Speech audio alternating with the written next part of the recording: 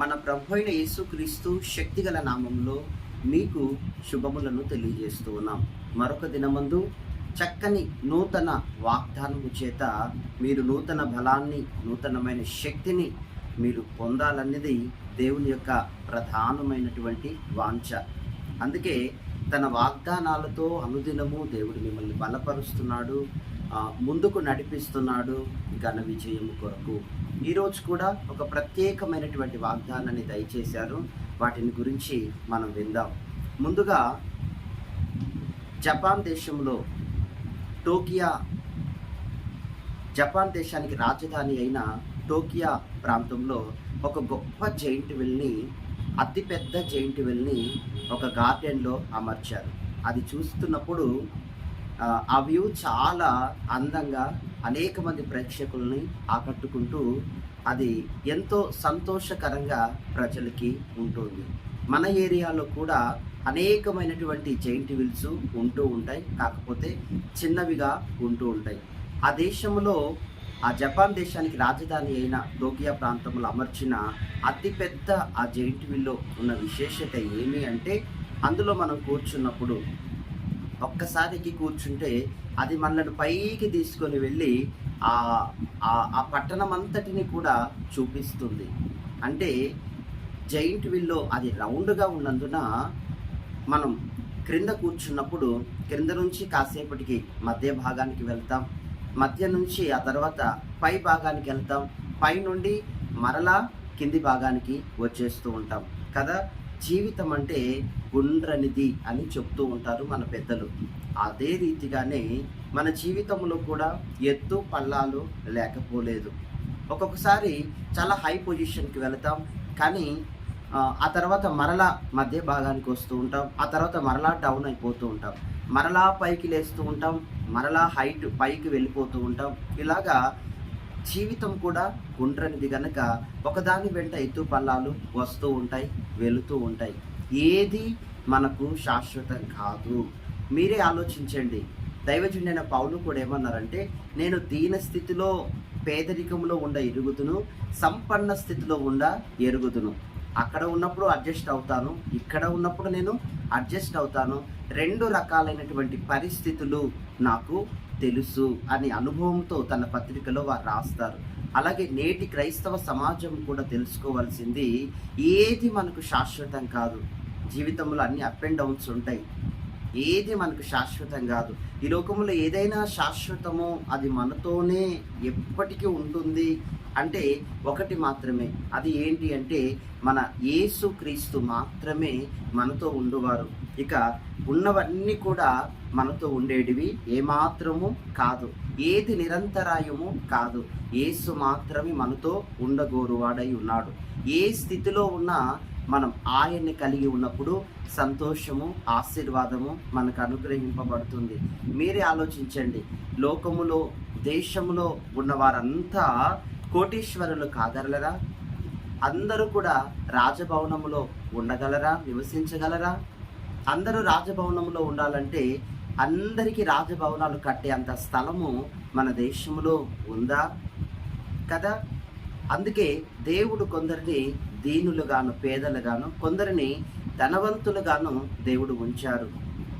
ధనవంతులైన వారు రాజనగరులలో, గొప్ప ప్యాలెస్లో నివసించేవారు, రాజభవనాల్లో నివసించేవారు యేసును కలిగి ఉంటే, యేసయ్య తోడు వారు కలిగి ఉంటే అది వారికి చాలా సంతోషకరమైన విషయం.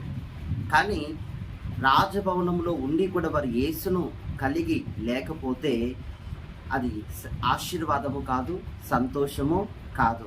అలాగే పూరి గుడిసెలో ఉన్నా సరే వారు యేసును కలిగి ఉంటే గొప్ప సంతోషము కలిగి ఉంటారు. ఎందుకంటే దేవుడు మనకు తోడుగా ఉండటమే అది ఒక సంతోషకరమైనటువంటి కార్యం. సంతోషం అంటే దేవుడు మనకు తోడు అని అర్థము. హల్లెలూయా. అయితే ఈ రోజు కొరకు దేవుడు మనతో ఒక చక్కని విషయాన్ని మాట్లాడబోతున్నారు. జకరియా ప్రవచన గ్రంథం 4:7 గొప్ప పర్వతమా, జెరుబ్బాబెలును అడ్డగించుటకు నువ్వు ఏమాత్రపు దానవు, నీవు చదును భూమి అగుదువుగాక.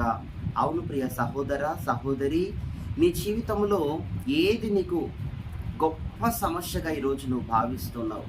నీ హృదయములో ఆ గొప్ప సమస్యను అనుక్షణం చూస్తూ ఉన్నావు గనుకే నీరసిల్లిపోతూ ఉన్నావు. కానీ కొండలను పెకిలించగలిగిన దేవుడు మనతో ఉండగా ఎందుకు మనం భయపడాలా? దేవుని వాక్యంలో మనం చూస్తున్నట్లయితే గొప్ప పర్వతం అంటే పెద్దదైన కొండ, పెద్దదైనటువంటి కొండ. ఎవరైనా మీతో ఈ ఈ ఈ గొప్ప కొండను మీరు నడుస్తూ ఎక్కుతూ దాటితేనే దీని వెనక ఒక ఆశీర్వాదకరమైన కార్యము మీరు స్వతంత్రించుకోగలరు అని మీతో చెప్తే, మీరు కింద నుండి పై వరకు అలా చూసి, అమ్మో ఇది ఏమాత్రం నేను ఎక్కలేను, ఇది నా వల్ల అవ్వదు అన్నట్లుగా భయపడతాం. హల్లెలూయా. మన హృదయములో భయం కలుగుతుంది. కానీ దాన్ని ఎంతో అవలీలగా చూస్తూ ఉండగానే క్షణాల్లో చదును భూమిగా మార్చేస్తే, అవును ప్రియ సహోదరులారా, దేవుడు మన ప్రతి సమస్యను అది గొప్ప కొండగా నిలబడినను సరే దాన్ని శక్తి లేనిదిగా మార్చి ముక్కా చెక్కలుగా చేసి దానిని చదును భూమిగా చేస్తానని ఈరోజు మీతో ఆయన వాగ్దానం చేస్తూ ఉన్నాడు. ఆ గొప్ప కొండను మనం ఎలా చదును భూమిగా చేయగలం? మనకు అసాధ్యమైనవన్నీ దేవునికి సాధ్యము. ఎలా మనం ఆ కొండను దాటగలం? ఎలా ఆ కొండను ముక్కలు చేయగలం? ఎలా ఆ కొండను అధిగమించగలం అనంటే, ఆ సమస్యను ఎలా అధిగమించగలము అంటే అదేనండి దేవుని ఆత్మ కార్యము. మీ బలం వలన, మీ శక్తి వలన కాదు, కానీ నా ఆత్మ వలన ఇది జరుగును అన్నట్లు దేవుని ఆత్మకు సమస్తము సాధ్యమే. ఒక ప్రాంతంలో ఒక దైవజనులు తమ సాక్ష్యాన్ని ఇలా పంచుకున్నారు. వారు ఒక ప్రాంతంలో సేవ చేస్తూ ఉన్నారు. అక్కడ ఒక మందిరాన్ని దేవుని కొరకు నిర్మించి అనేక మంది ప్రజల కొరకు ఆరాధన నిర్వహించాలని కోరుకున్నారు, ప్రార్థించారు. అలాగే వారు అలా ప్రార్థిస్తూ ఉన్నప్పుడు, ఎందుకంటే అంతకు ముందు వాళ్ళు ఎన్నో సంవత్సరాల నుండి ఆ ఏరియాలో సేవ చేస్తూ ఉన్నారు. అంతకుముందు వారు ఆరాధన నిర్వహించేటప్పుడు ఇళ్లల్లో, విశ్వాస గృహాల్లో, ఆ తర్వాత కళ్యాణ మండపాల్లో, ఇలాగ ఫంక్షన్ హాల్స్లో ఆరాధనలు చేసేవారు. ప్రజలు వచ్చి ఆరాధించి వెళ్ళిపోయేవారు. కానీ ఈ దైవజనులకున్న కోరిక తీరలేదు. ఒక మందిరము స్థిరంగా ఉండాలి ప్రజల నిమిత్తం అని ప్రార్థన చేశారు. అయితే అలా ప్రార్థిస్తున్న తరుణంలో ఒకరు ఆ సంఘంలో ప్రేరేపించబడి ఒక గ్రామంలో ఒక చక్కని స్థలాన్ని, మెయిన్ రోడ్డుకి చక్కని స్థలాన్ని ఉచితముగా ఇచ్చారు. ఇచ్చిన తర్వాత ప్రార్థనా పూర్వకంగా దాన్ని గవర్నమెంట్ కట్టవలసిన పర్మిషన్కి కట్టవలసిన డబ్బు కట్టి దాన్ని మందిరం కట్టాలి అని ప్రార్థన చేసి ఒక పునాదిని వేశారు. అంతే. ఈ విషయాన్ని గతంలో కూడా ఒక మెసేజ్లో నేను మీతో చెప్పాను, అయితే పూర్తిగా చెప్పలేదు. పునాది వేశారు అంతే.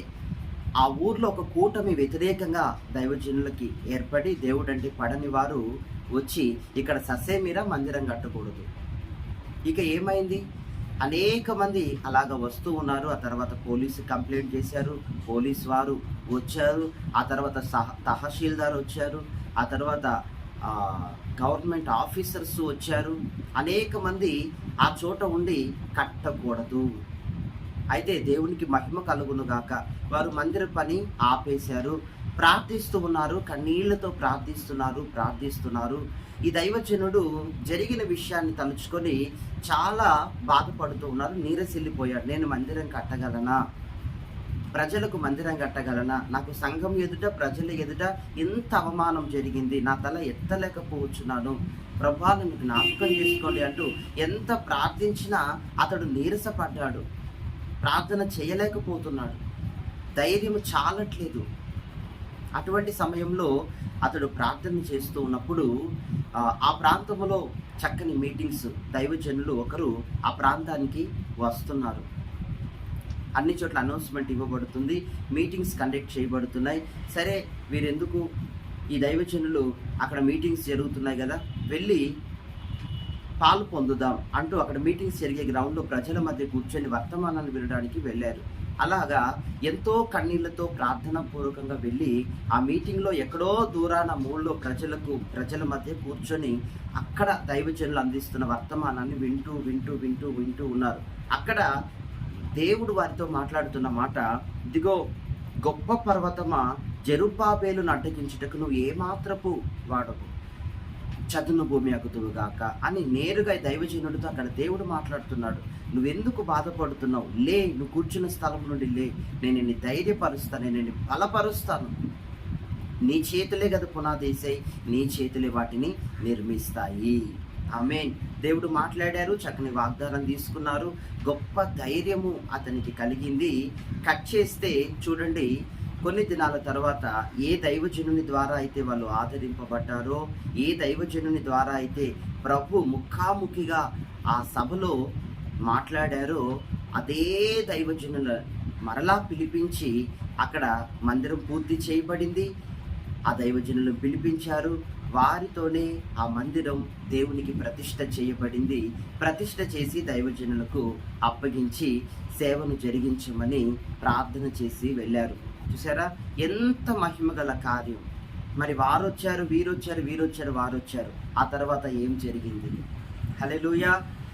వాళ్ళ సర్వేలో ఇది రాంగ్ తేలిందండి. మా సర్వేలో ఇది గవర్నమెంట్ భూమి అనుకున్నాము, కానీ ఇది కాదు అని ఆ సమస్యను కొట్టివేసి నిరభ్యంతరంగా ఇక్కడ చర్చి కట్టండి, మీరు చెయ్యండి, మీ సాక్ష్యాన్ని మేము విన్నాము, మీ ప్రార్థన వలన వేల మంది ప్రజలు ఆశీర్వదింపబడుతున్నారు కనుక ఖచ్చితంగా మీరు ఇలాగ చేయండి, మీకు ఏ అవసరం వచ్చినా మా గవర్నమెంట్ ఉంటుంది అంటూ వారికి ఎంతో ధైర్యం చెప్పి వెళ్ళారు. ఇదండి దేవుడు చేసిన అద్భుత కార్యం. ప్రియ సహోదర సహోదరి, నీ జీవితంలో ఈరోజు ఏది వేదనగా ఉంది? ఏది నిన్ను ఎక్కువగా కృంగదీస్తుంది? దేనికి నువ్వు ఎక్కువ డిప్రెషన్ అవుతున్నావు? దేనికి నువ్వు కంటతడి పెడుతున్నావు? దేవుడు సూటిగా నీతోనే మాట్లాడుతున్నాడు. చదును భూమి అగుదువుగాక. నీ సమస్య అది పర్వతము వలె ఎంత పెద్దగా ఉన్నా, నిన్ను బెదిరించినా బాధించినా నువ్వు ఆజ్ఞాపించు, దేవుని నామం పేరిట ప్రార్థించు, దేవునితో ఎక్కువ సహవాసం చేయి, ఆయన పాదాలు పట్టుకో, ఆయన పాదాల మీద పడు, కన్నీరు విడుచు. దేవుడు నీ ప్రార్థన ఆలకించి ఇక్కడ జరిగిన ఇదే అద్భుత కార్యం పరిశుద్ధాత్ముడు నీ జీవితంలో కూడా మోసుకొని రాబోతున్నాడు. ఇంతకంటే కూడా బలమైన కార్యాలు నీ జీవితంలో ఈ రోజున నువ్వు చూడబోతున్నావు. ఇప్పుడే దేవుడు నీ పట్ల ఈ కార్యాన్ని అనుమతించాడు. మహాపరిశుద్ధుడా, జీవాధిపతి స్తోత్రం. ఎందరు వాగ్దానాన్ని వీక్షిస్తూ వింటూ ఉన్నారో ప్రతి బిడ్డను దీవించి కన్నీళ్లు తుడిచివేయండి.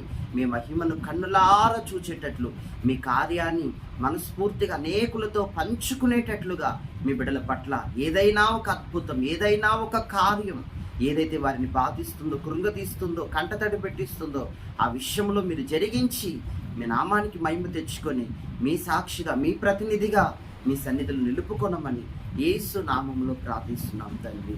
God bless you. దేవుడు ఈ విధంగా మిమ్మల్ని ఆశీర్వదించును గాక.